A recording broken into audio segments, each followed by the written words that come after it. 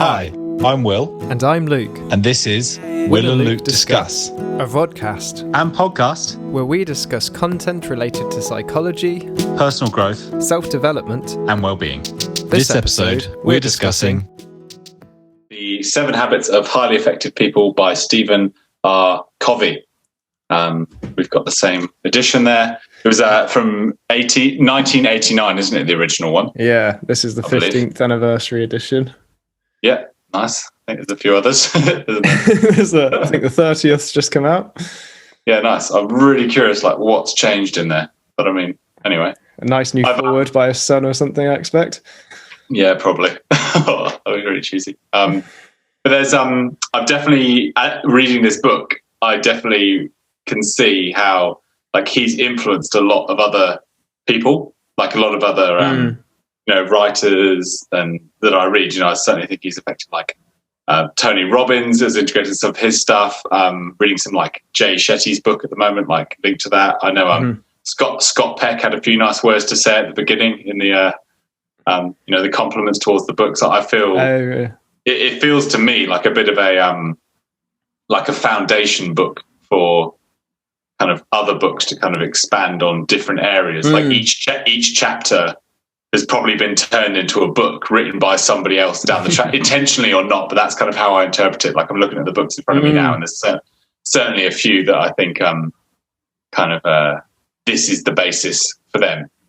Well, that's just how I interpret it anyway. I think you're probably right that, since 1989, and this book that sold millions, people have been inspired by it and got off on different tangents and angles with it. But also, as he points out in the beginning of the book, like, he basically wrote this from reading other books.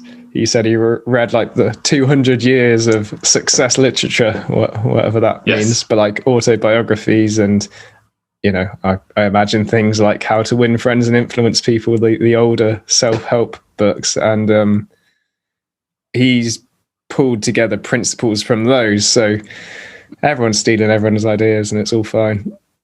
I think so. I like a book that kind of evolves and changes as it goes through it, rather than just kind of like one idea that takes you 250 pages to read. Like this one, very much like each habit is very much its own thing, but also builds on the last one and leads into the next one. So it's kind of coherent, but also you could read one chapter on its own and it would provide some utility.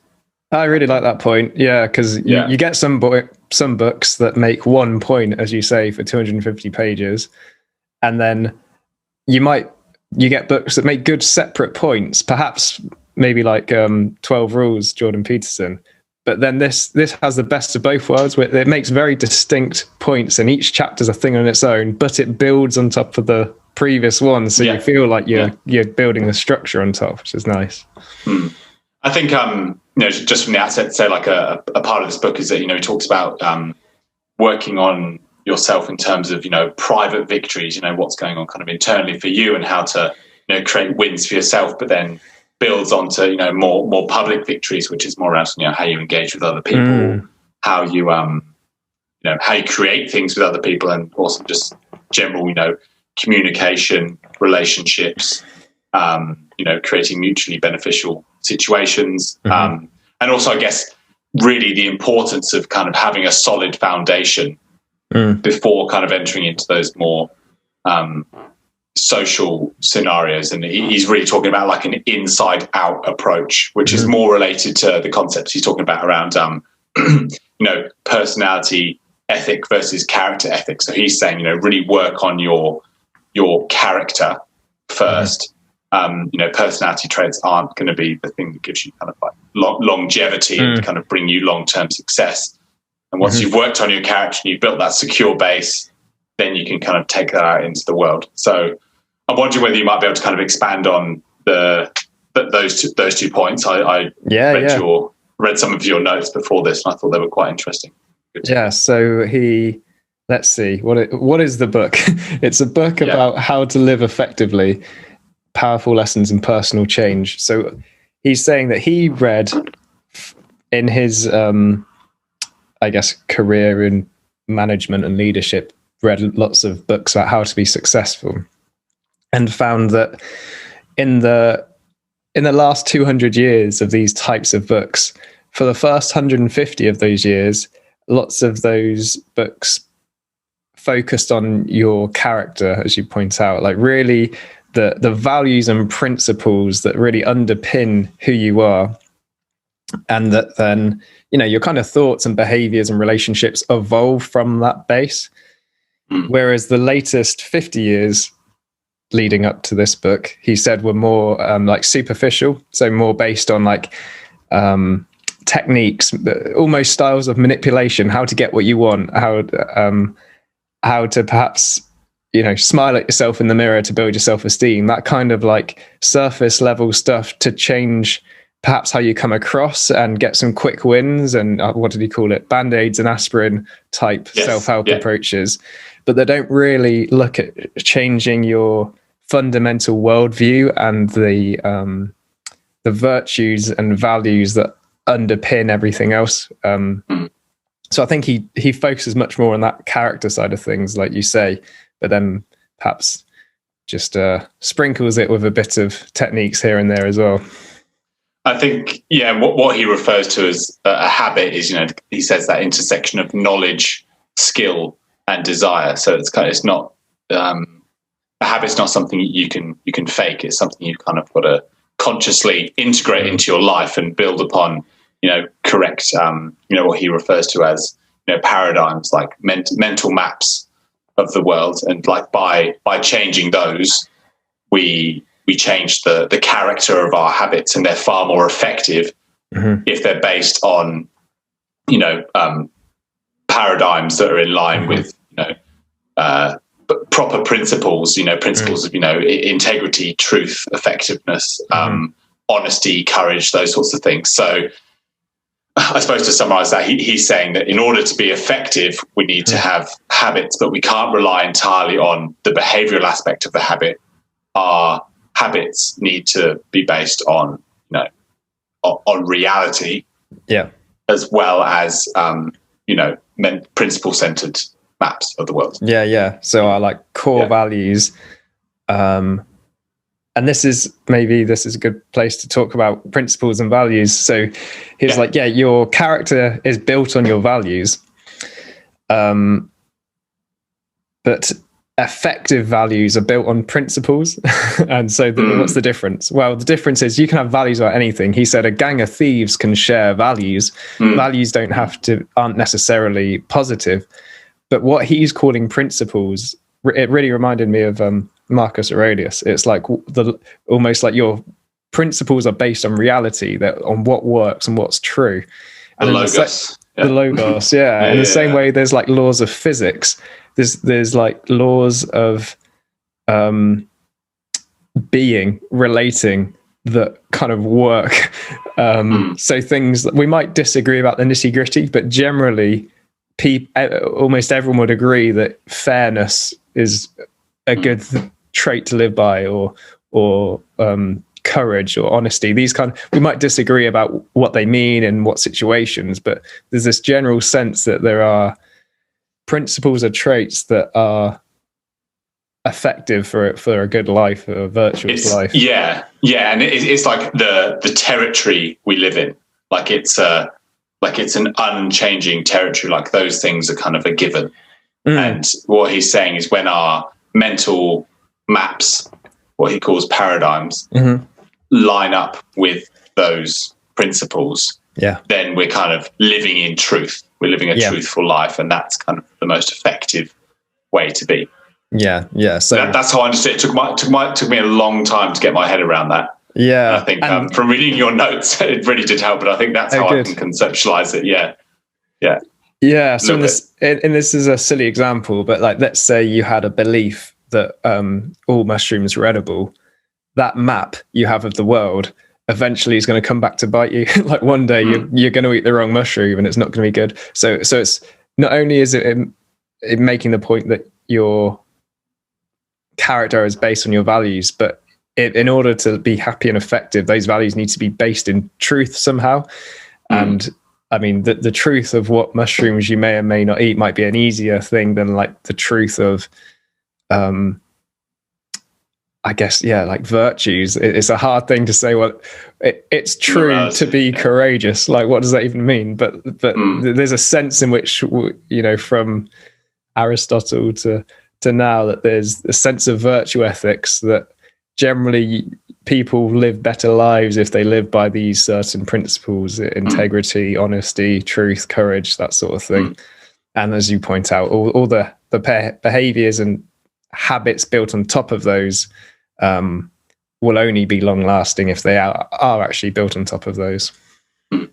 I think that's a really great place to start, and I suppose from there, kind of leading into the habits, he talks about trying to balance our production versus our production capability. So he refers to that as P versus PC, and it's like 7-year-old kids use it in their day-to-day life. That's something I thought was quite funny, but that's basically talking about being able to find a balance between doing meaningful things and producing good results, but also finding ways to recharge yourself, make sure that you're strong for the next fight, the next battle that's coming along. I think there's elements of building resilience and upskilling yourself and putting your time into meaningful things, because I am what I am today because of the choices I made yesterday. So there's a lot kind of going through this theme of some things are more about what are some things you can do to increase your productivity, but then there's also elements of how can you nourish and sustain your relationships, and that I guess we'll go through those kind of at some point. But I think that's an interesting thing that we've spoken about, I think particularly at the end of our last year reflection, is like finding that balance between kind of like striving and acceptance, or knowing when you kind of doing more, whether it's like maintenance goals or you're trying to start new goals, that sort of thing. I think that popped into my mind a fair bit. It's like if life was a road trip, you can't just drive continuously. You've got to stop, you've got to fill up on fuel, you've got to do some maintenance, you might even make some improvements and tweaks here and there. And so both are important. And I think there was something else I wanted to kind of say as part of this brief introduction we're doing. He's talking about this maturity continuum, which implies that we go from when we're younger, a state of dependence, we're dependent on other people, and we may never actually leave that if we don't kind of work on some of these habits. So so the aim is to go from like dependency to being independent and then interdependent. So we're able to kind of build that way. So I think,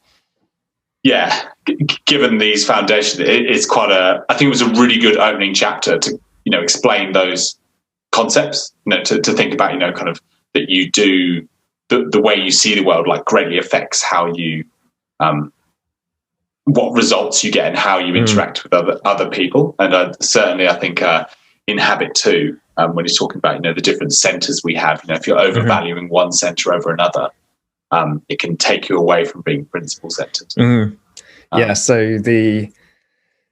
what we've talked about so far has really been like the first part of the book before he gets into the habits. So he's saying that the habits are built on this idea that we're looking to work on our character, and within looking to work on our character, we start off dependent. If we can grow and mature to becoming independent, which is what the first 3 habits are all about, and then with that base, we can grow and mature to becoming interdependent. That is maturity in relationships with others, which is what the second 3 habits are about. And then the final habit is the sharpen the saw, which is looking after yourself, the filling up the tank, maintenance, that kind of stuff.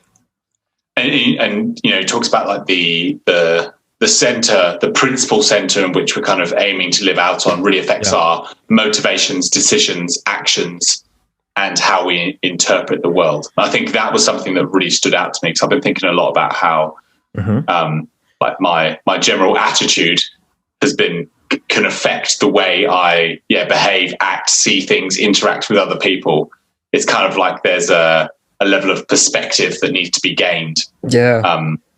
Because it really just does have a huge impact on everything. Like especially motivations. If you're feeling tired and worn out or fed up or frustrated or angry at other people, like your decision making isn't going to be as clear or as direct as you'd like it. You're not going to be living out the actions you want to, and you're going to be interpreting things wrong. And I think it's it was inspirational to know, like, that to aim for a place that, like, no matter what's going on in my life, there's this like center I can aim towards that's based on correct principles, but that are in line with like values and what's important to me. So when it comes to that fork in the road, that decision making, I've got your solid anchor. center. Got an anchor, and kind of when you fall down, you can keep the vision in mind. Hold the vision up here, even when everything else isn't kind of going that well. And there's a level of security that comes with that, and can lead to bravely entering the world if you kind of know that you've got this center locked in. I really like which that. I liked, found it quite inspiring. I want to throw in an example he gave of a paradigm shift, just to make that point, because this story always stayed with me. I mean, I read this book, God knows, I want to say 14 years ago, and this story for some reason always stayed with me. So he said he was on a train, a really nice quiet carriage, 2 or 3 other people there quietly reading. He's just enjoying the scenery, riding along. The next station, a dad and 2 kids get on. The dad just like sits staring at the window, kind of looking aimlessly, while the kids are screaming, running up and down the aisle. And there's just this obvious atmosphere in the carriage now that like we were all having quite a nice peaceful trip, and now this chaos is happening. And so he's like, Stephen Covey's there, kind of getting a bit more and more agitated and irritable as these kids are running by, screaming, arguing with each other, yelling, and the dad's just not paying attention at all. And eventually the frustration builds up so much that he says, can you, like, look, your kids are disturbing everyone. It was quite peaceful before you got on. Would you do something about it? And he kind of comes round, the dad, and he's like, oh, sorry, my wife, their mother's just died, and I guess they don't know how to handle it either. And like suddenly in that moment, Stephen's irritability just went like that, and he just filled with sort of compassion, and his map of the situation just completely changed in that moment. And that's an example of what he calls a paradigm shift, where like our current map of the world can just change. And I thought that example highlighted it well. It's great. I think that's a really he kind of introduces this really early on in the book to kind of hold as you go throughout each habit. And he particularly puts in that example of, there's some people listening might have seen it's like a picture of an old lady, but if you look at it in a different way, it's a picture of a young lady. Like the young lady's forehead is actually the old lady's nose. And it's sort of, he took it into a classroom, and some people were just absolutely like hell-bent. They're like, this is a picture of an old lady. And eventually, like, if you can change your paradigm, you can see things differently. It's like you can't see it until you're shown, or you're willing to accept that things could be a different I like what way. he did. Because what he did with that, so there's the picture that could be seen either way. I'll put them on screen. And he also had 2 other pictures which were the same but could only be seen one way. So one that was just the young woman, and one that was just the old woman. And he split the class in 2 and showed one half this picture of just the young woman, the other half the picture of just the old woman. And then he brought them back and then showed them the picture, which was ambiguous. You could see it either way. That's where they had this argument, and people, it took someone to get up there and they're like, no, look, that's her nose, that's her mouth, and someone to be like, no, that's her necklace. And finally, through that, they eventually became to see the other person's point of view, perspective. I guess that's what was the point? It was kind of saying that people might see things differently, but it doesn't mean they're wrong. You can have different perspectives from different angles, which highlight differences, which both can be equally right. It's just the perspective you have. Well, it's also kind of a way of, casting a bit of skepticism on the current maps you do have as well. That you're willing to change them. I suppose you're open to things being a different way. Like if something's not working for you right now, then maybe it implies that there's something in the way you're seeing it, or the way you're behaving, or the way you're acting that could change. I think that links a lot to what Jordan Peterson says in 12 Rules for Life. Like there is, if there isn't something going well in your life, or things aren't going the way you want them to, like it's worth looking at like what role you have to play in that. And I suppose an extension of that in regards to this book is that saying it's worth examining the way you look at the world. Like, have you put too much focus on a certain center? Like, are you too focused on like pleasure centers in your life? You're seeking thrills and to be entertained, or are you too focused on like relationships that you're not focusing enough on yourself? Or have you got like negative centers going through your life that you kind of tend to complain, or that people are either friends or enemies, or they're or you're too self-centered, like you're focusing way too much on yourself, like your point of view, like that's an old lady, like no bloody way is that a young lady. You're not open enough to think it could be another way.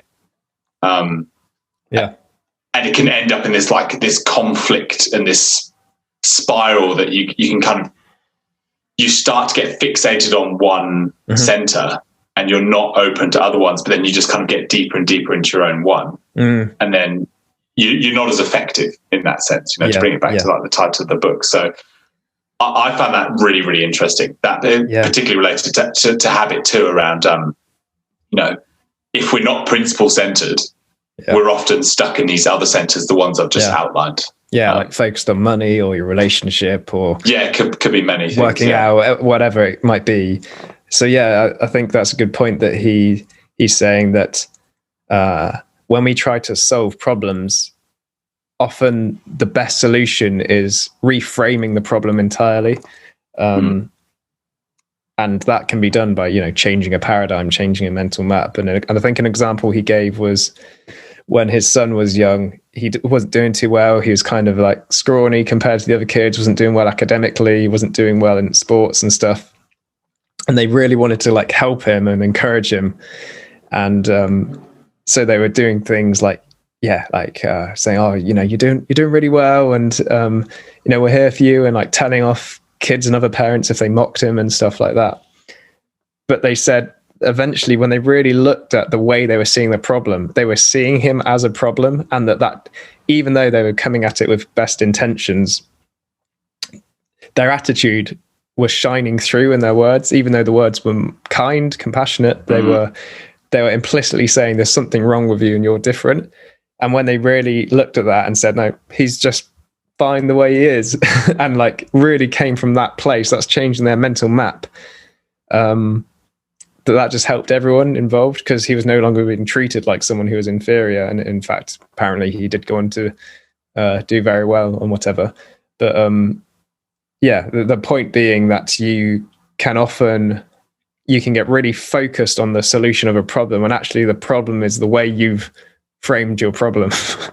It's kind of some links to some acceptance and commitment therapy in there as well, isn't there? He talks about I think looking at habit one, being proactive, the things he puts in there are some like key characteristics to being human, and the fact that like you are in charge of your life, and like you can be proactive, is that we do have self-awareness, we do have like a conscience, we do have independent will and imagination, and like those are tools enough to kind of encourage a paradigm shift. Like we do have a choice to see things differently. We do have a choice to like investigate the way we look at situations. Like there's that imagination, can take us to places that we can be open. Like I can imagine a different way of being, so therefore there must be a different way of seeing things. I know you I guess from your notes again, like you drew quite a lot of parallels to the be proactive habit, which is habit one in Private Victory. Wondering you could just expand on what links you thought you saw. So be proactive, I guess. What's he saying? He's saying that we have these unique human endowments you pointed out: independent will, imagination, conscience, and we can use those tools to look at our values, imagine how things could be different, And actually, we are fundamentally this habit saying we're responsible for our lives, and that it's very easy to perhaps be reactive, which would be the opposite, which means you're just responding to crap that life's throwing at you. But go on. I was going to say, I'd say there's a difference between reactive and responding. So kind of like reacting to what happens to you as opposed to responding would be my emphasis. So he breaks up this word responsible into response-able, like you're able to respond. So to be proactive is to recognize that you're in charge of your life, that you can do what you want fundamentally, but that takes a certain weight of responsibility to do that, and it involves you actually thinking out, well, what do I want? What values are my wants going to be based on? What's my plan going to be founded on? And then when it comes to it, how am I going to prioritize my actual values when there are other influences coming in? You know, there are phone calls coming through, there are people who want me to be different to the way I am, people who want my time and attention. And am I going to kind of let what life throws at me drag me along, or am I going to carve out my own path? I think he talks a bit about like our attitudes and behaviors flow from our paradigms, like the way we see the world. And if we're not adopting responsibility and we're not kind of living in a proactive way, our attitudes and behaviors will reflect that. So, you know, looking at language like a big link to nonviolent communication, you know, and saying like, I can't, I'm sorry, I can't come to that, or other examples aren't coming to mind here, but like there's ways I have to, exactly. Yeah, great example. You know, the way we talk about things and the way we behave, like we don't have to do anything we don't want to do. You know, it's a big one, really. I think it's kind of a really good foundation habit there, but it's kind of another reiteration of a lot of the books we've been reading recently, that, you know, you do have choice. You know, there is a gap between stimulus and response. There's a space between the two in which you can decide which way you're going to go. And with our imagination, with our independent will, we can make choices that are best for us, and we can choose to, you know, what he says is like carry our own weather with us, like whatever is going on. Like we can hold that, and although we can't choose the consequences of our decisions, we can still have a choice in our decisions. And I think that there's an acceptance in that as well. I liked the way he added that frame to it as well, that like we don't choose kind of what happens next necessarily. You know, like we make a choice and what happens.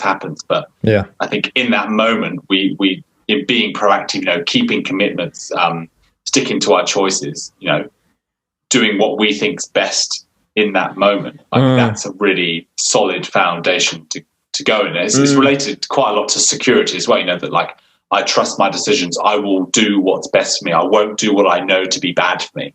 You know, that rule in 12 Rules for Life is like, don't do anything you know not to be good for you. You know, kind of. And this also relates a bit to kind of living out of truth. If you continue kind of acting in ways that go against your values and that foundation, then you're sort of like you're building that muscle, right? Either way. And I think exactly, that's a good point. You know, being proactive is a muscle that you can build to kind of create daily private victories for yourself by staying accountable to your decisions, like taking responsibility for all of your decisions, and carrying your own weather with you, carrying that burden. I think I framed it. I framed it to myself like, so just to reframe like that idea of taking responsibility, which I always find, I always hear it with like a sort of teacher or parental tone saying it to a child, like take some goddamn responsibility. Whereas it's more like, you're ready. It's more like I see it like your response able, whether you like it or not. Like you you're a human, you are able to respond differently. And so it's not so much taking it than just accepting that that's true and not denying that you are responsible. For example, I think, a quick example he gives is like someone who decides they're going to go, I don't know, jogging each morning, and that, if it's a bit cold or wet, they just don't go out. It's like, to be proactive would be to go out regardless, right? By being reactive, you're just allowing your environment to change how you live your life. I think I pulled this off one of his lectures. So he says proactivity, the capacity and the desire to subordinate impulses, moods, feelings, conditions to values based on principles. So you're sort of choosing to live on your principles as opposed to the weather or your mood or whatever. I like that. The more I read it, the more it kind of sinks in. It's I wonder, what I'm wondering about that, kind of if in not subordinating to kind of your impulses, you increase what he describes, something that circle of influence, whereas like things that I'm trying to think, things that make you react are kind of coming from outside circumstances, which can sometimes be out of your concern, whereas like things in your circle of influence seem a bit more easier to respond to as opposed to react to. So trying to create a bit of a reframe there. I've been trying to work that one out. Let's paint that picture. So you've got things. Imagine. So one circle is your circle of influence in something you can actually do something about. Your actions can affect this stuff. And then there's another circle, which is your circle of concern, things that matter to you. Now, your circle of influence and your circle of concern won't always coexist, right? You might have a concern about the weather. You can't do anything about it, so it's not in your circle of influence. You might have a concern about politics, but maybe apart from one vote every so many years, there's not really much you can actually do compared to, say, your health, which might be in your circle of concern, which is very much in your circle of influence. So there are things that are far more within your capacity to do something about than others. And those things, he says that, people who tend to be more reactive have their attention a lot on things that are out of their control. So they talk about the weather, talk about politics. Well, they're naturally going to be easier to kind of react to because you can't respond as effectively to them. There's only a limit to how much your reaction's going to do. Thanks for tying that loop up for me. It was kind of confusing me a bit, but there's a certain freedom in talking about things outside your control, because you're never going to risk having to do anything about it. Because if you're chatting to someone about how you're concerned your body's looking or how your diet's going, where that conversation's going to end up. Well, you're going to have to do something about that, mate. Oh shit. So fuck yeah. So he's saying that people draw their attention. If you've built that proactive muscle, you'll draw your attention more to things you can do things about. Whereas if you, perhaps are more reactive, you're more likely to spend time focused on stuff that's just out of your control. But he's saying the more that you do focus on stuff that's in your control, the bigger your circle of influence gets. So when you focus and the smaller the circle of concern becomes as well. So that's kind of like, it expands into it. So the more you work on your circle of influence, the less things there tend to be in your circle of concern. Because you start to focus a bit more on like what you can do as opposed to what you can't. Okay, I didn't read it like that. I saw it as that circle either stayed the same or got bigger, but your influence just increased. So like, So like, I don't know, you might be concerned about climate change or something.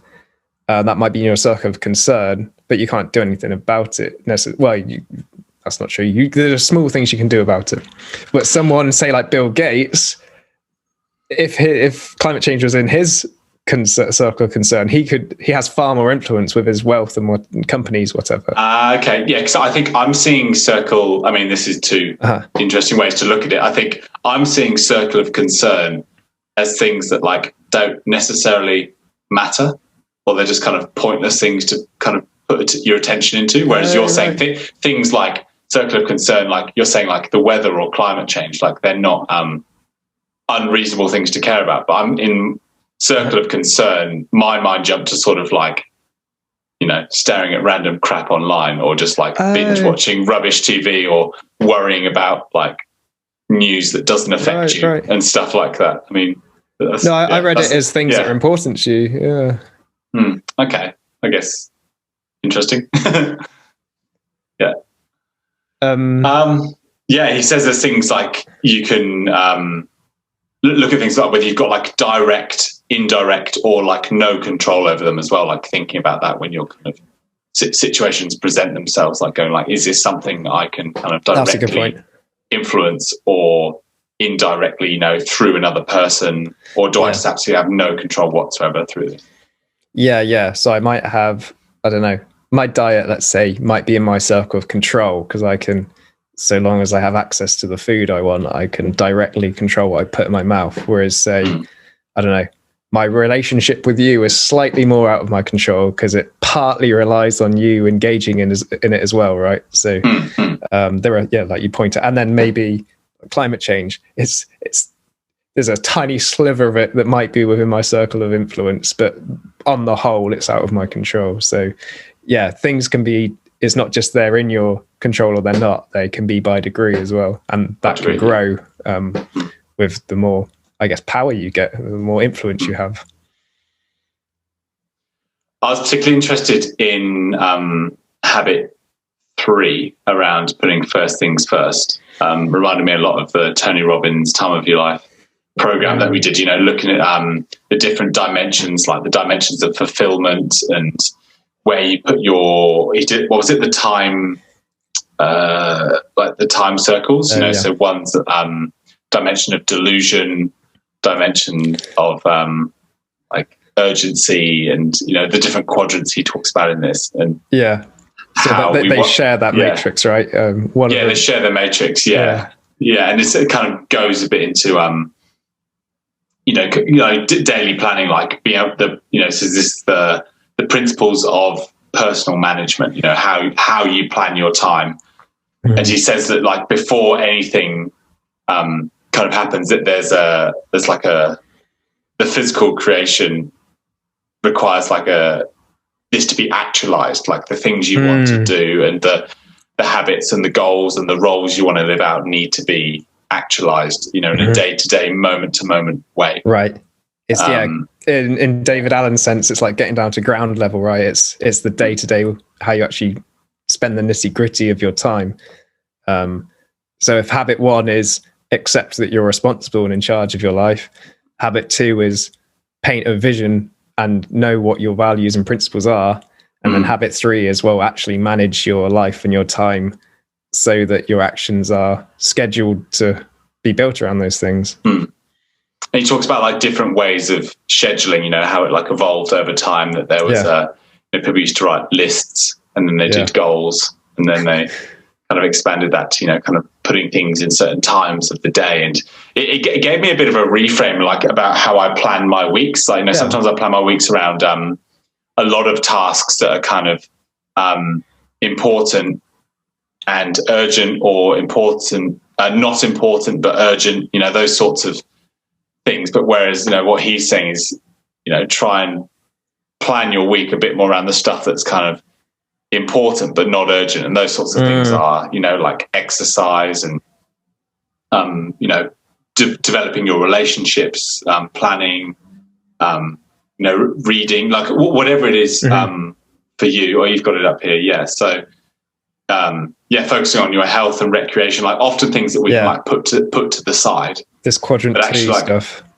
Quadrant 2, and that's what Tony Robbins referred to as like the dimension of fulfillment. And that's funny, isn't it? He probably ripped it from this book and then jazzed it up with his like more enthusiastic language, which he likes to do. It's brilliant. I think he did acknowledge Stephen Covey Oh, before okay. he did it. Oh, I did feel he? like he did. Yeah, I'm pretty sure he did. 'Cause he's in the his review is in the front of the book.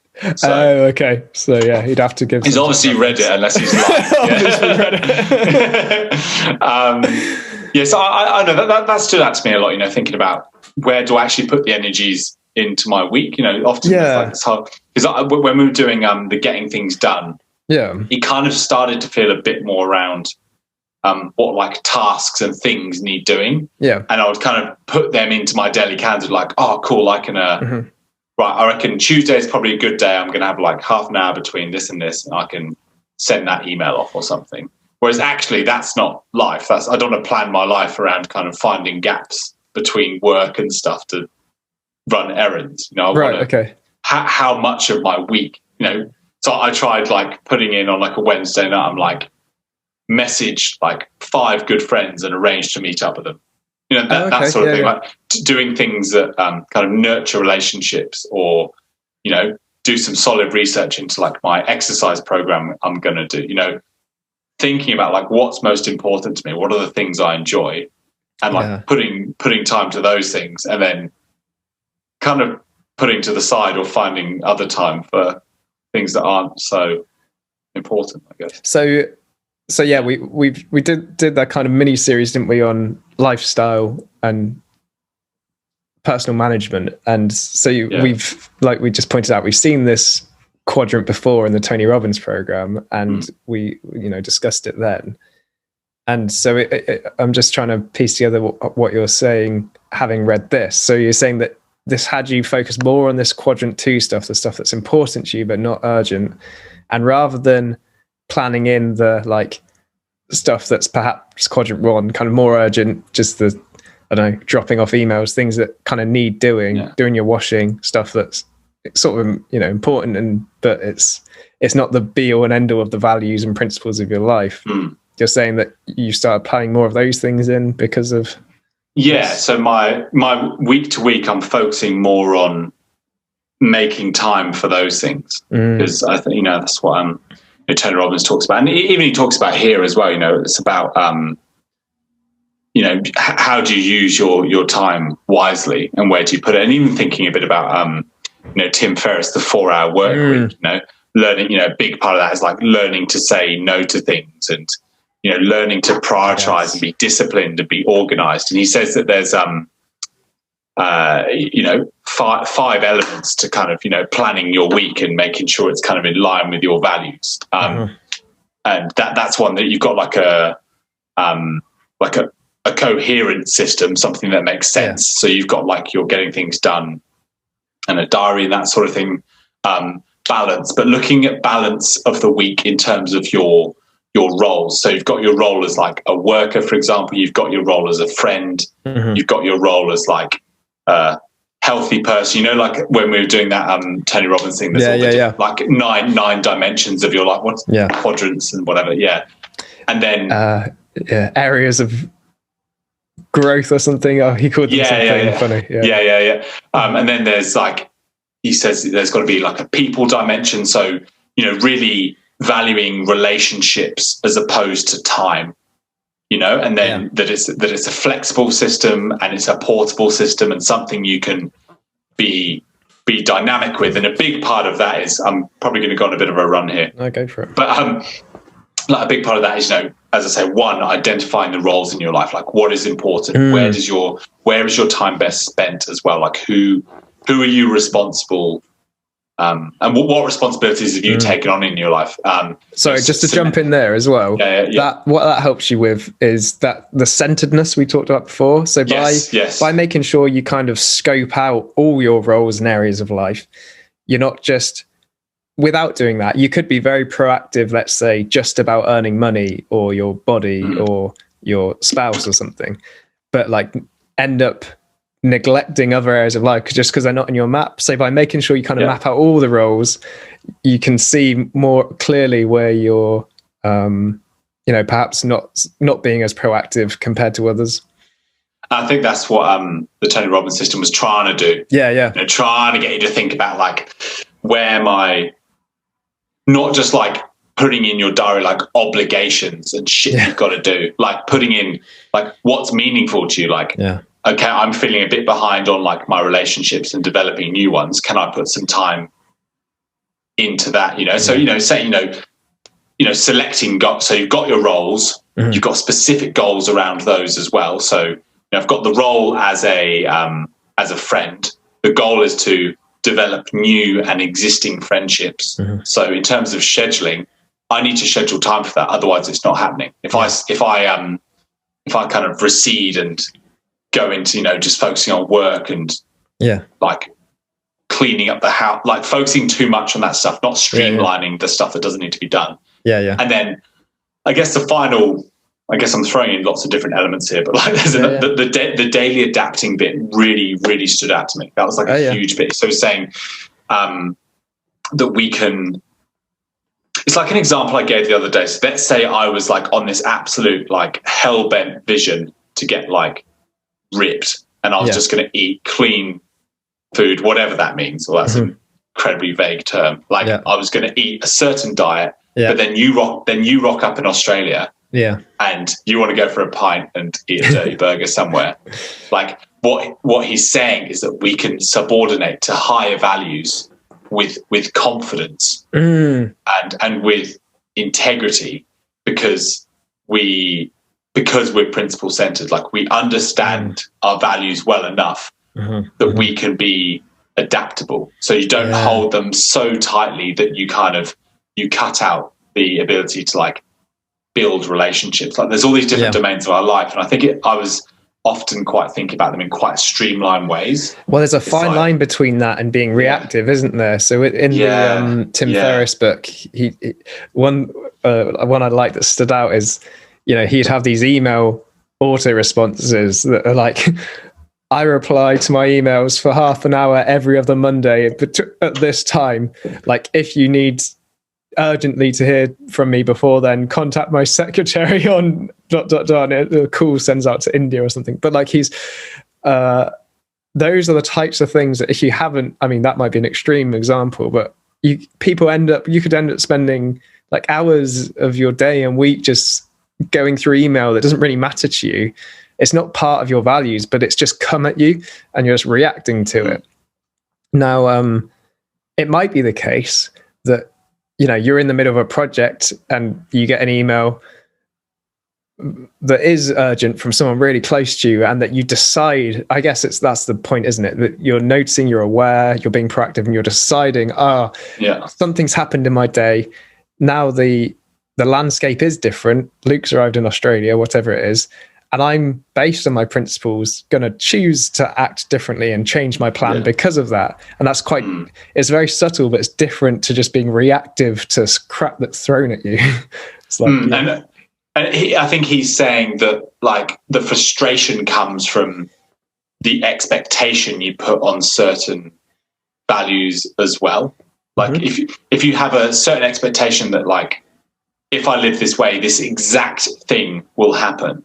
Or kind of I can live in a way that I'm totally undistractable from other things, and I expect no problems in my life. Like, what if I'm like, if you go into the gym, for example, but then you get sick, you've got to like respond to the values of like the higher value of your health and well-being. So you decide to have like 2 days in bed and do whatever you need to do to get better. And I think it was an interesting, even though it seemed like a minor point, it kind of hit me quite hard that.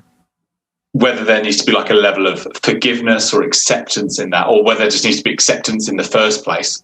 It's more like having a bit more kind of internal security allows you to be a bit more flexible, a bit more adaptable. Yeah, flexibility is the word, isn't it? In the situations, Because the landscape might change, but what doesn't change are your values. So presumably you're going to the gym and whatever for health anyway. So if you got sick and you changed your plan, you haven't changed your priority. Your priority is still your health, but you've now, the amount of sets and reps you were going to do is not going to happen. But it's because you're anchored in your principle of keeping yourself healthy.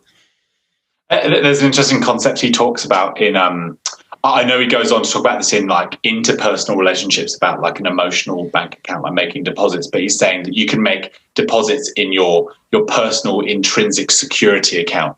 Oh yeah. So, and by, I suppose doing that is by kind of acting in ways that are kind of best for yourself with integrity, like doing what's kind of best for you at the time. And as it like being able to subordinate to different values. Depending on what you need at that time. And I suppose that does require like understanding yourself really well to know that like when I get like this, I need this, and I would do well to not be so critical if I don't kind of live up to that value or don't kind of exceed in that area. And I suppose in that sense, it's a way of like, tapping into our energies and our inner strength at the right times. Like sometimes we need some things and other times we need others. And I think, in terms of being flexible and adaptable, that really taps into that. It makes me think a lot of, when if you're so hell-bent on just kind of like one thing, you could just make yourself ill, or you could forget to interact with friends more, or you could damage relationships, or you could affect your work life. If you kind of socialize too much, but then you're going into work hungover too often. There's all those different effects, and it's a balance he's talking about, isn't it? And I think that balance can be, you give yourself a chance if you kind of at the beginning of your week, or sort of like a Sunday before the week starts, like try and make the week something that does have all elements of your life, and so you're not kind of negating others but overemphasizing in some. Yeah, definitely. Yeah, there's so much. These first three habits, I don't think we've actually named the titles of any of them. So the first one is be proactive. We've said that. The second one, begin with the end in mind. So he calls that personal leadership, which is what I guess David Allen would talk about, the higher level, the 50,000 feet set up. What's your ultimate vision, your goals, your values, your core principles you want to live by. And then number 3, put first things first. So this is personal management as opposed to personal leadership. And personal management is more about the day-to-day on the ground. How do you actually schedule and use your time, and what activities do you do in it based on your values and principles? And it cuts across so many things we've talked about. The Tony Robbins program, the Tim Ferriss 4-Hour Work Week. And I think the 6 pillars of self-esteem, like taking responsibility for yourself is kind of like the first 3 pillars, isn't it? You raise the practice of living consciously, the practice of self-acceptance, and then the practice of personal responsibility, all about being proactive. And then the practice of living purposefully and assertively are kind of more about the second 2 habits, what you're actually going to schedule into your life, and then how are you going to actually live by those things. And when other stuff throws itself at you, do you have the defenses to say no, to like know strongly enough why you're doing what you're doing, such that you can risk perhaps upsetting people, or at least not people pleasing to sort of get by. But no, I'm living by my values, and so I'm going to say no to this. I like there's just a quote I've written down. He says, you want to focus on relationships and results, not time. It kind of gets me thinking a bit about flow, how you can kind of get like losing yourself in moments, and just kind of allowing yourself to be immersed in certain experiences that add value to you, and kind of, and how that breeds greater results and greater success and happiness when you're kind of more in that area of in that flow state where kind of just hyper focused but enjoying yourself at the same time. And I guess hopefully that happens when you're kind of doing what you want to be doing. You're not procrastinating, you're not letting yourself be sidetracked, you're actually zoned in to what's important to you. Or you kind of don't get to the end of the week and feel like you've kind of forgotten something either. I think I have those weeks sometimes where I'm like, there's a lot of a lot of like nurturing my friendships, and a lot of getting to know people, or kind of developing old or new ones, but then I've kind of like totally let other things slip. And I suppose I'm learning just to be a bit more kind of forgiving. I'm like, oh, maybe this was just the week that was going to be one where I was a bit more social, but I can always pin it back and get more into my reading this week, or kind of get a bit more back into the exercise and add a bit more focus onto that. It's just an interesting. I think it was a good chapter just to kind of add a different frame to a lot of the time management stuff we've done already. Yeah. So those 3 habits then have us mature from dependent to independent. And I've noticed we've spent a lot of time on it. It's probably because we're probably both a bit more familiar with the first 3 habits from the other books you've read, and we're probably more invested in them. We know a bit more about them. And the second 3 habits, moving from independence to interdependence. Do you remember I made the joke to you? I'm like, I'll just finish at the first 3 chapters. I do remember that. Yeah, don't need to share them with anyone else. Yeah, it's I mean, I guess it's supposed to get more difficult, but let's start with the 4th habit then. Yeah. So these are all public victories, right? These are all things that, to share with other people. So the 3 habits are, think win-win. Second one is seek first to understand, then be understood. And habit 6 is synergise. So that's around creative cooperation. And I think what I really like, some of the standouts for me, was his talking about how when you're interacting with other people, it's a lot about making deposits into other people's emotional bank accounts, and the relationships you have with other people is everything. So that's the most important thing. It's all in the relationship. People can see straight through when you're not being authentic, like when there isn't that real connection. You're not going to create anything meaningful. Or when you're just out to kind of manipulate or get what you want. And kind of like using people to get people to get what you want. And I think ways of making these emotional bank account deposits. One is to really understand the person you're talking to. So living out of your experience, kind of sharing what's real with inside of you, but also like allowing them to kind of share what's inside of them, being like entirely open, non-judgmental to kind of whatever comes your way. And that's very much like a reciprocal thing. It's risking, you have to step outside your own map, your own paradigm to do that, right? Because you're risking trying to put yourself in someone else's shoes. And I think that can be, so this is all about empathic listening, and that can all be very intimidating in a way, because you don't want to people don't want to let go of their maps, right? They want to prove their point. They want to be understood. And when you just put that to one side for a sec to try and get someone else's shoes, it feels like you might lose it. You might let go of yourself somehow. But I guess his 5th habit is all about empathic listening. First, seek to understand, then be understood. Because this is all about nonviolent communication as well, right? Once someone's been empathized with, they're much more likely and willing and probably even desiring to see what your point of view is. And so it makes sense in life just to take the habit of, or be the person that does that first. Someone's going to do it first. So step up and you do it. Well, it gives, in doing that, he talks about, giving people psychological air, like there's space for them to share what's real inside of them. And you're choosing to, value the dynamic between you, like what's real between you, as opposed to kind of doing what we always do, what he says, are kind of common autobiographical responses, which, kind of evaluating what's going on for someone, probing, like what you said, advising, or whether we're trying to just kind of constantly trying to interpret what people are saying. So in our interactions with people, like just listening and trying to hear what's real inside of the other person, as opposed to jumping too soon to be like the problem solver, or kind of trying to fix things. What you were saying, people, he says, reply when someone's sharing feelings. When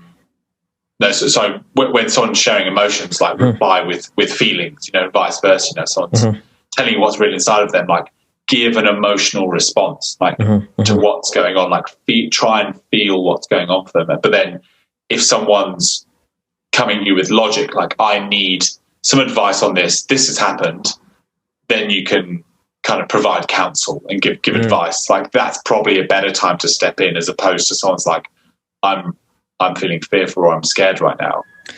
Well, yeah. And it's not jumping to like, what are you going to do about it, or here's what you should do. Or oh God, yeah.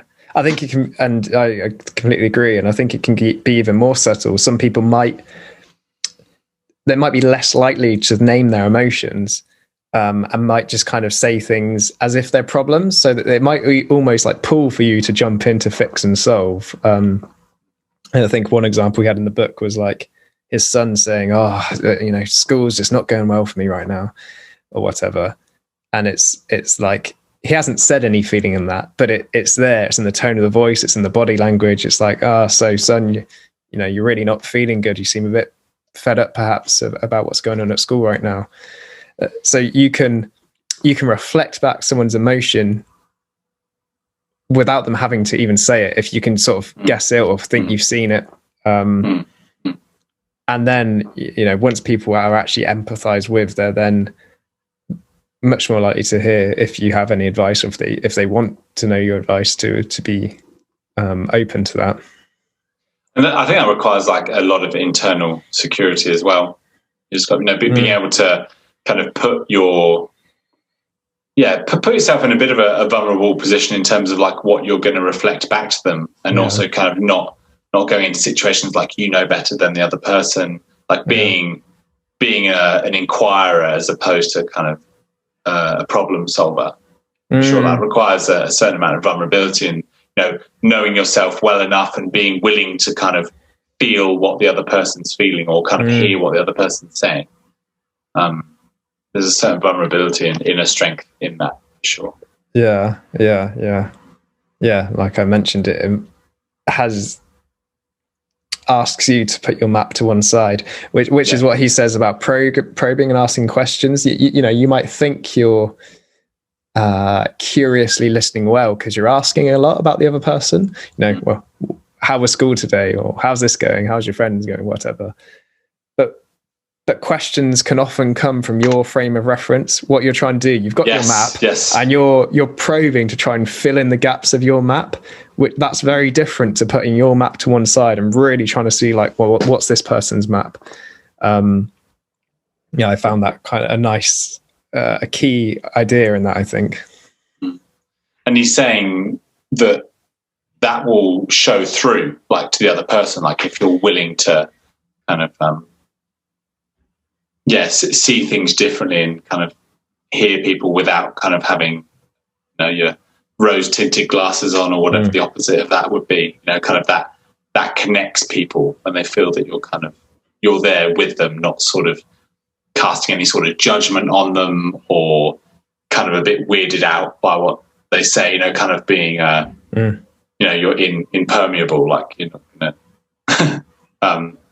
of there's just like a wall up, if you're kind of acting like that, then there's no way that they're gonna connect with you. It's kind of like sounding a little kind of dramatic, but there's got to sort of be like, they've got to feel they're kind of like seeped into you a bit, like what they've said has kind of been held by you, and you're comfortable in holding that, and then willing to kind of reflect back from what's real inside of you, as opposed to kind of just giving blanket response. And I think that's what I think we spoke about this before, and just kind of people just give like, I don't know, it's just like bad advice or just generic advice, or they give generic feedback. Like it feels very inauthentic, whereas it's quite to give genuine praise or give honest criticism is requires a lot of security. Like don't have to kind of pander to other people's feelings or try and make them feel good by what you say. It's sort of if you kind of got that that solid,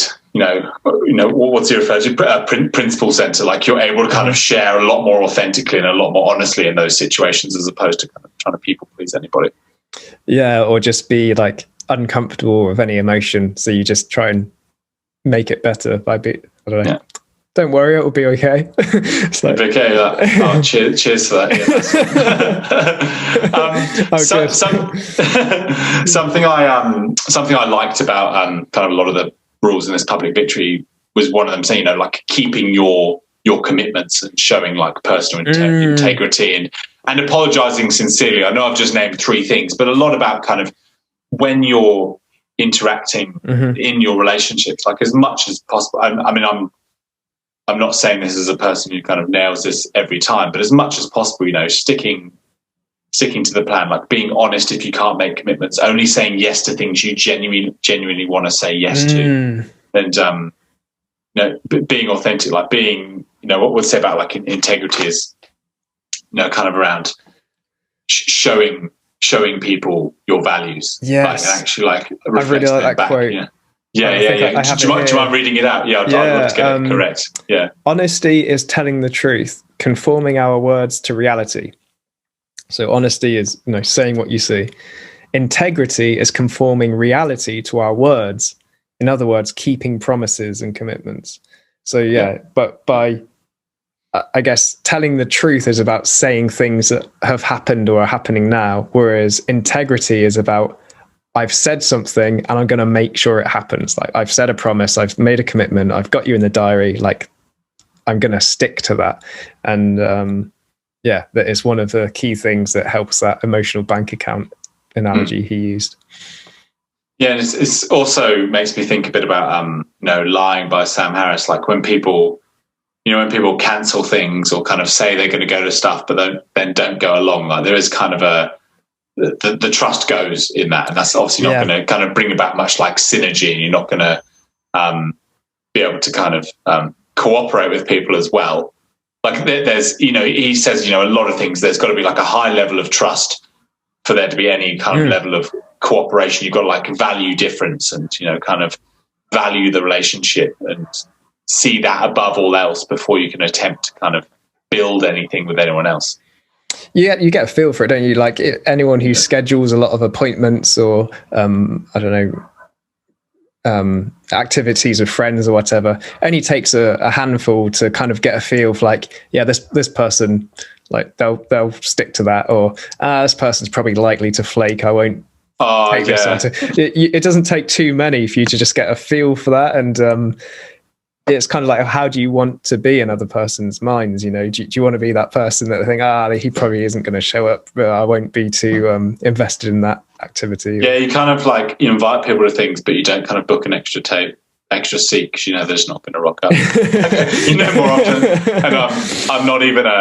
And I'm not really even joking. Like, I've had those conversations with friends before. So, no, I like that. Like, you know, kind of relating to a lot of the simple things with people, like trying to, you know, like stick to plans and be on time. Like, there's things I'm sensitive to in terms of like, you know, people being late and stuff like that. Maybe I overread into it, but like for me, it's sort of, if I say I'm going to be somewhere on time, like I'm either there on time or I've given a real honest reason as to why I can't make it.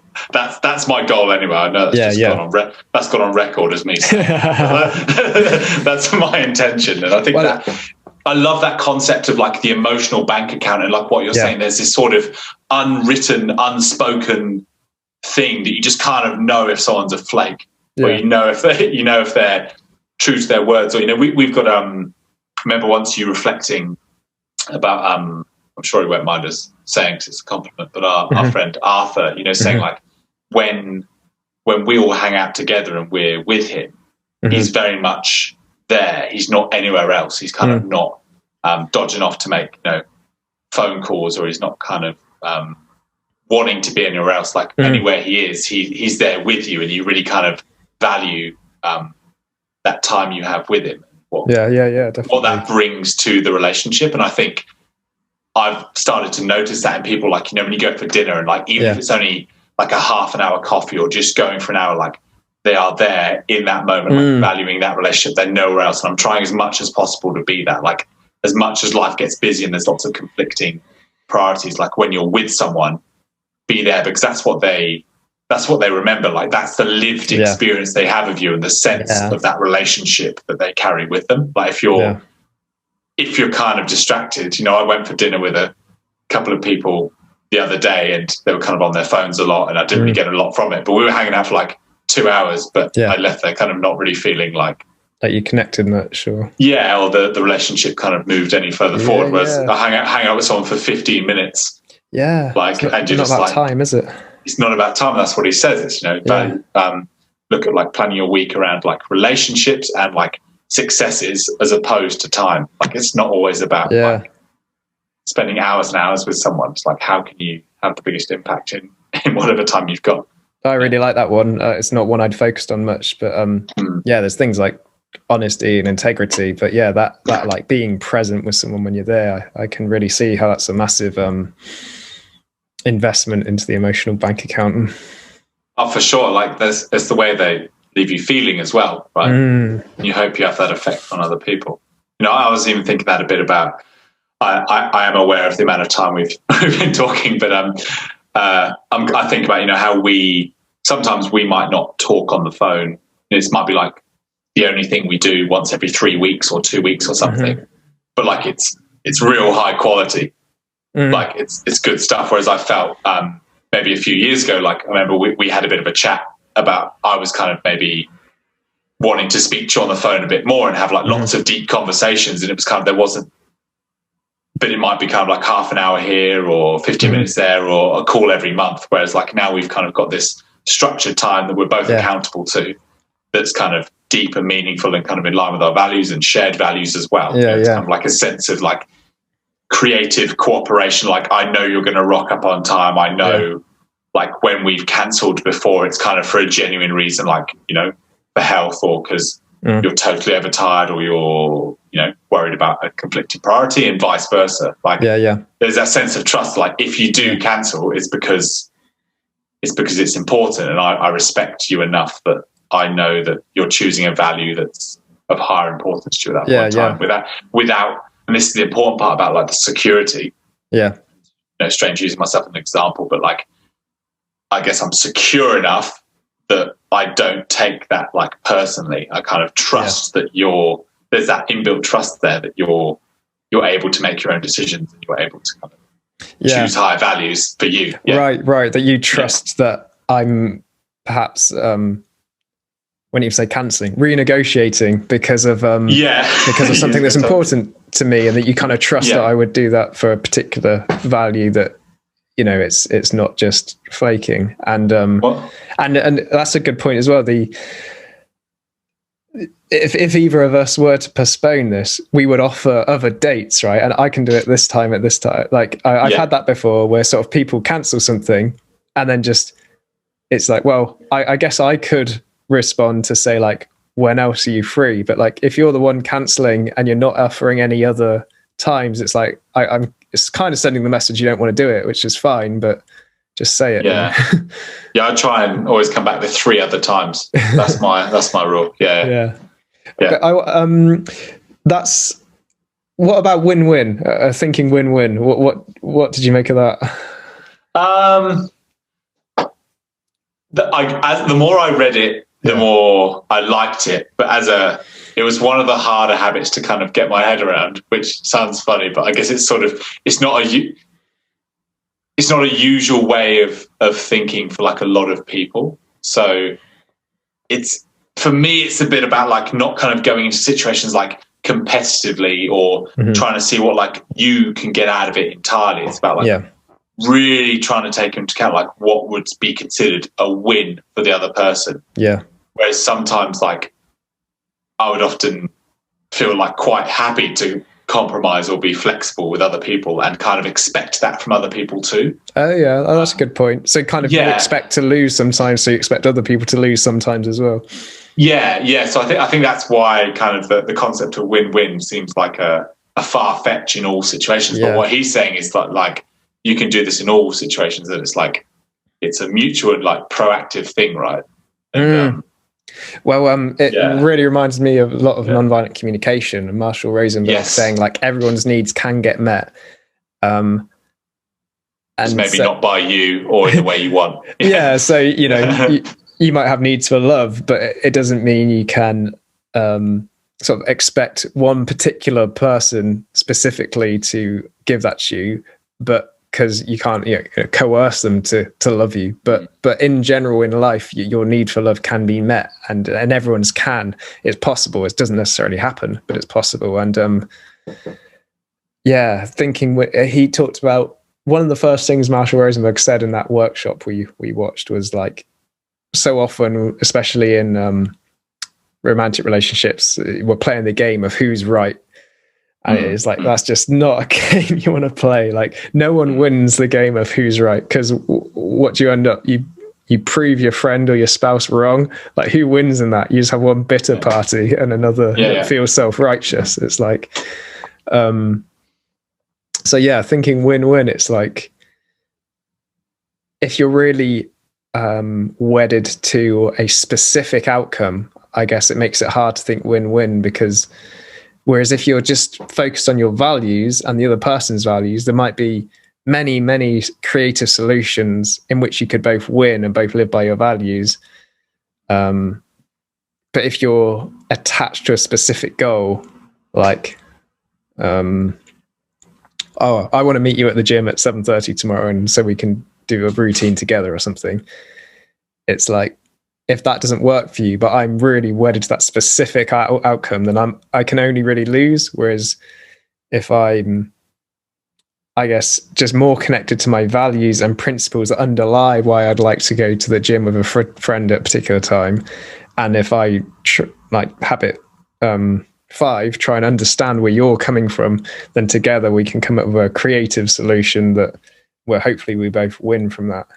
Yeah, base it on like feelings and needs as opposed to kind of just wanting to be right. I think the hard part I find in this habit is that often, in my view, it requires people to be better, or at least good, at being able to like communicate what they want out of a certain situation. Yeah.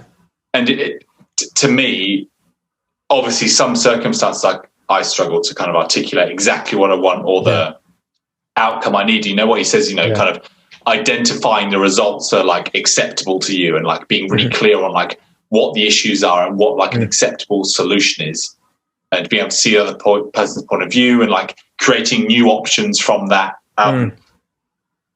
I think it requires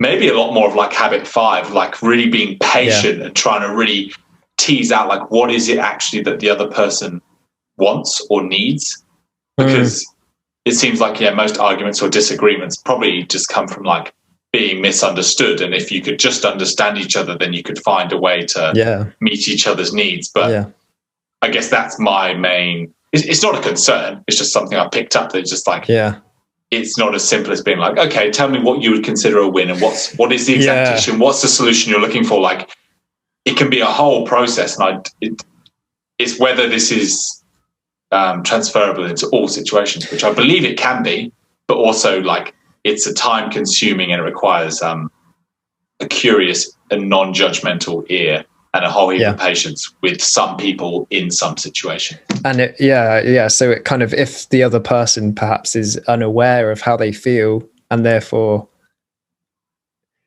I'll hear that later. If the other person is to some degree unaware of how they feel, or and therefore what they need, and then perhaps what they want, then like you say, how it's going to be very hard to negotiate with them. And I think Marshall Rosenberg was much more optimistic that you so long as you have your giraffe ears on, you can still communicate with a jackal and work it out. Whereas I think sort of, he doesn't say this, but implied in this book is more like, I get the impression he's saying it'll be hard to be this way with someone who was, say, still in the dependent end of the continuum. Yeah. And it's kind of like, if you're two independent people, perhaps working towards interdependence, then perhaps synergy could happen if you both manage to have the skill and think win-win. But I kind of got the impression, he doesn't say it, but I kind of got the impression he's thinking more like you were saying, if it's a situation where someone just is like hell-bent on their position, they're thinking win-lose, and they're not that in touch with what they need anyway, then I'm not sure he's suggesting you could really work out a win-win scenario with someone. Yeah, I think as well, in terms of being, independent in the sense of being like secure, and then there's kind of like the next stage on the, interdependence means that like to me, that means like you're willing to accept no matter what the other person says, kind of no matter what. And if that's kind of not communicated verbally or non-verbally, like, okay, we're going to have a discussion here. I'm looking for win-win. Yeah. No matter what you say, like, I accept you and I accept your point of view. This isn't going to be a fight. Yeah. Let's proceed. Let's hold hands through this, then this feels like something that could glean a lot of good results. But as you say, he does also say that like no deal is an option. It's okay. That's really important. Yeah. Win-win or no deal. So that I think that's your out, right? That if you're going in fully cooperative, you're holding your values, you're holding your principles of creative cooperation, and the other person just isn't budging. At some point, you've got to hold up your boundary and be like, "Well, no deal. Like, there's nothing in this is going to work for either of us. So let's call it a day," kind of thing. That's okay. I think in that requires you to kind of only be willing to kind of not leave, but like succeed in the situation if they win. Like you've got to really be like, okay, you could be like, oh, I'm winning here. I've got what I want from the situation, but that's still not good enough. That's not good enough for me. I need you to know that you've won too. Like, then it become like, it's almost like you've got to be willing to give up your win. Yeah. I hadn't thought of it that way around. Yeah, and just no deal. It's that there was a point in the nonviolent communication workshop where he said, be careful of yes saying jackals. So this is a people pleasing, right? So you might be in a relationship and you say I really feel like watching this film tonight, do you want to watch that? And the other person's like, yeah. It's like, you could just take that win. But okay, let's do that then. But like there's perhaps if you know the person, you can tell it's not really a win for them, and because maybe they have some people pleasing traits, it's hard for them to say no or to really share what they do want. So for you to be like, I'm not sure that yes came from a yes place, perhaps we can talk about what you would like to do as well. I don't want to just impose this on you, but I hadn't thought about sometimes taking win-win or no deal means sacrificing your own win. Your own win, yeah, exactly. And I think, that only just came to me as well. So I'm glad we talked that one out. Yeah, and I think in the long run of a relationship, it's definitely worth that, right? Like too many times where you just win, you might win the battle, but I don't want to compare a relationship to a war, but I have now. But you're going to lose the war if you take too many of those wins if the other person's losing, right? You don't want a partner or a friend who's always losing. So it's kind of like sometimes it's just whether like sometimes a win might just be like, well, actually, I'm just done with this situation now. So a no deal is actually kind of a win in a way. It's like, well, actually, I'd rather this just not go any further, whatever that thing is, than to like carry on with that, because I know you're gonna hate me for it, or I'll hate you for it, or whatever it is.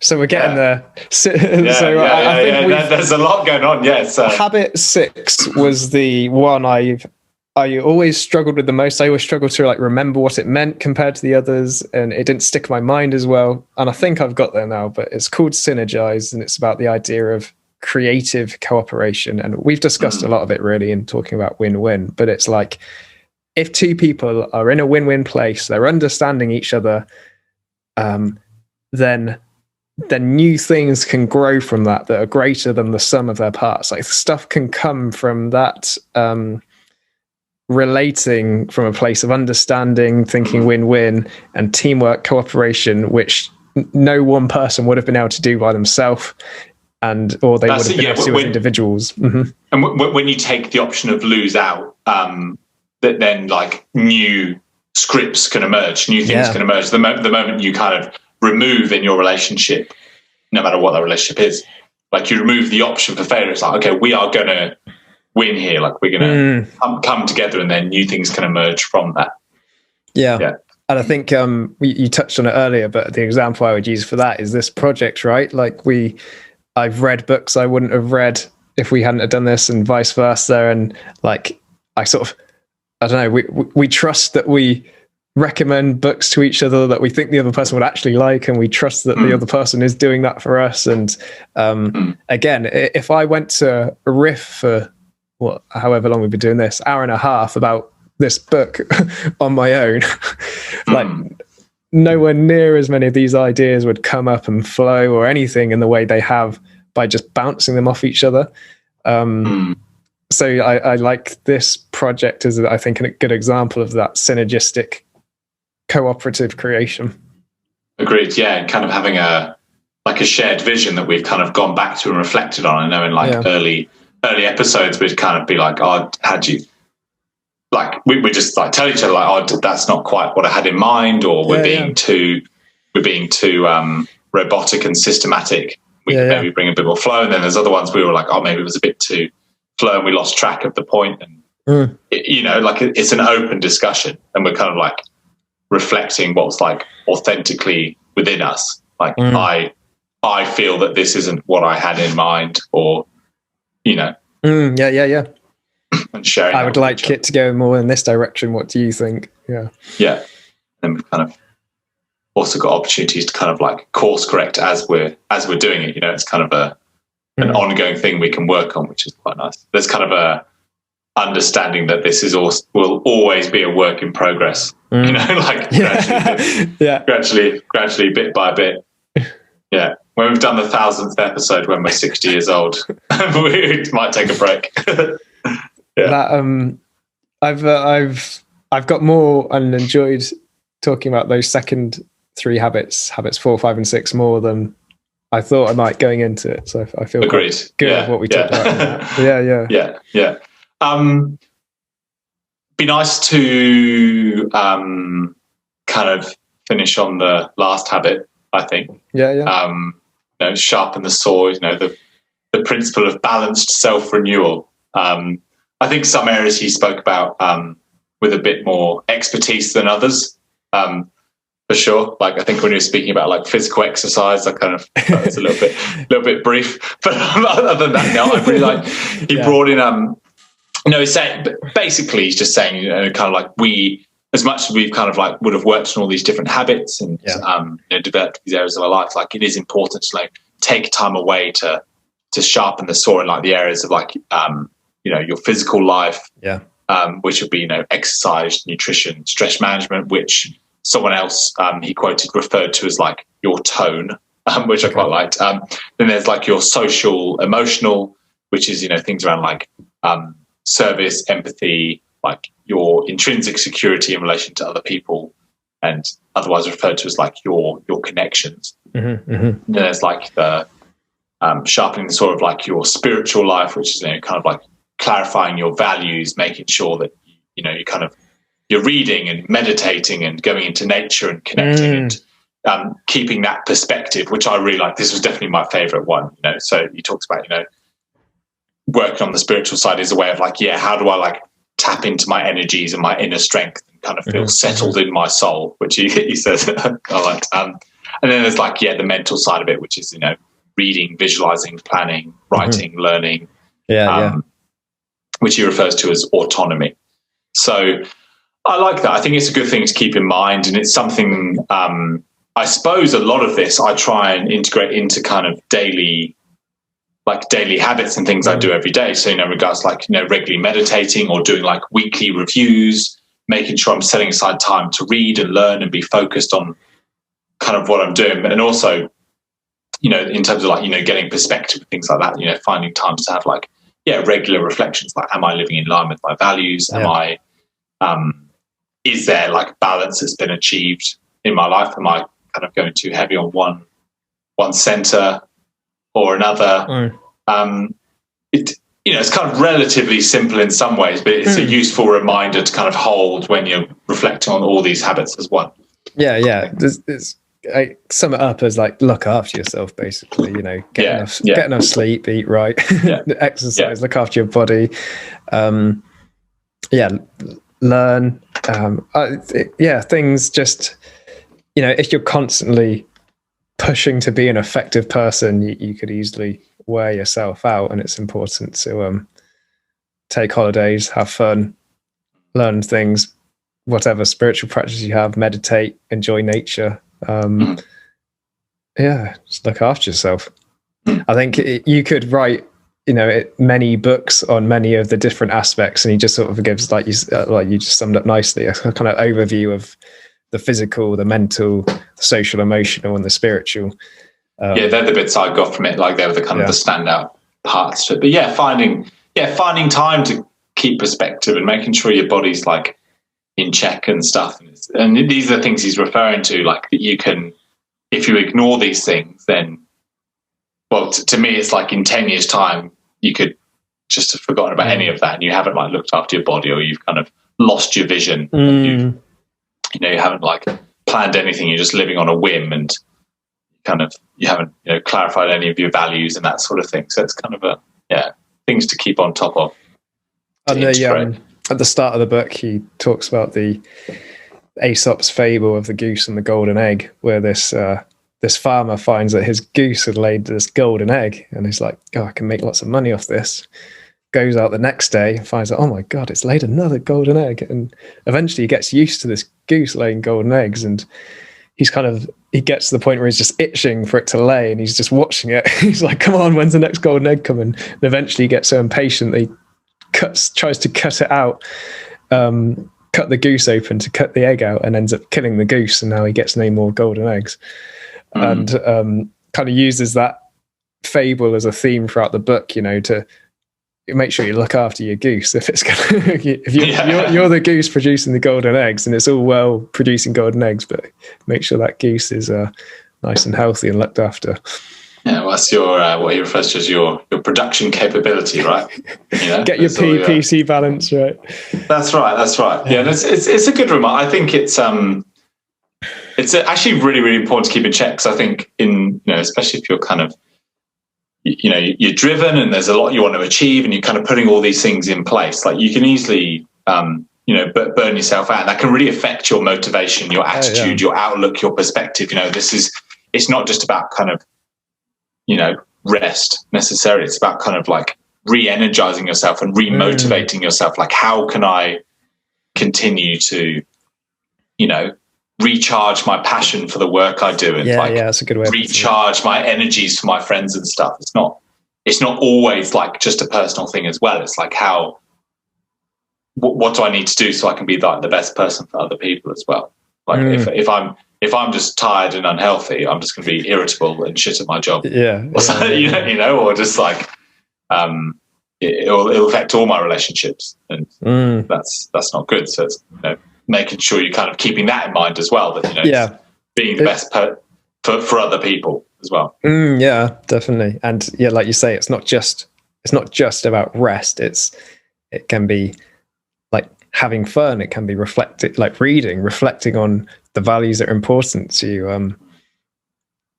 kind of growing in the areas that help you look after yourself, so you can be on form for yourself, and as you just pointed out there, on form for other people who might rely on you, or at least get value from you being happy and healthy and around.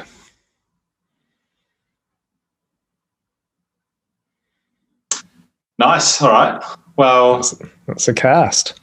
That's a cast. Yeah. So that's a big one. That's a big one. I think it's good that I think this is a bit of a seminal book in the self-help, psychology, well-being field. So I think it's nice to have covered it properly, and a lot's kind of emerged from that I didn't think would. So we've allowed ourselves to kind of really deeply explore this. I enjoyed how it kind of tied in a lot of other books, but I imagine they kind of tied in stuff from this too. So I'm enjoying kind of, as we're doing more and more, we're able to kind of bring our knowledge together. So maybe there's going to kind of be a point where we've kind of, gradually just kind of reflecting more and more, like every 20 podcasts, we're just kind of getting a stronger idea of, maybe getting answers to questions we've kind of raised in the previous one. Like I know I'm certainly thinking a lot more about kind of that, striving versus acceptance question I raised last time, and how to, balance conflicting values. This really helped with that one in particular. So, it's been great in answering a few of those questions. Kind of moving me on. Yeah, I feel the same way, sense. and that I get a sense that in the way we often draw upon previous books, that we have associations to, like 6 Pillars or Getting Things Done or Habits, whatever.